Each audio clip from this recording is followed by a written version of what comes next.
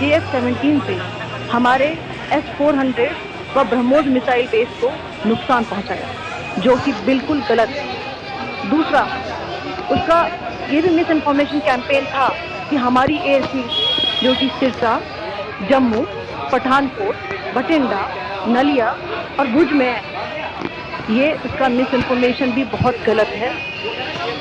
तीसरा, पाकिस्तान के miss information campaign के मुताबिक हमारे एम्यूनिशन डंप जो चंडीगढ़ और बियास में है उसका डैमेज हो, यह भी बिल्कुल गलत है। हमने आपको मॉर्निंग ब्रीफिंग में बताया था विद फैक्ट एंड फिगर के साथ कि ये सारी चीज़ें बिल्कुल सही सलामत हैं।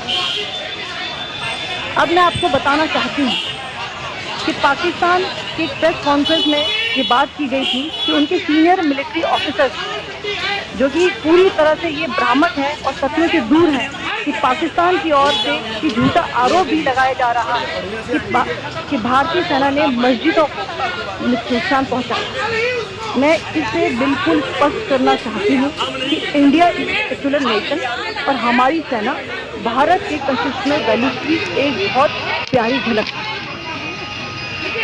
इंडियन आर्म फोर्सेस ने पाकिस्तान को बहुत भारी नुकसान पहुंचाया, उनके मिलिट्री इंफ्रास्ट्रक्चर्स को, चाहे वो लैंड एसेट्स हो या फिर उनके एयर एसेट्स। यही नहीं, इंडियन आर्म फोर्सेस ने पाकिस्तान की एयरफील्ड करदू, जकोबाबाद, सरगोदा और बुलारी को बहुत नुकसान पहुंचाया।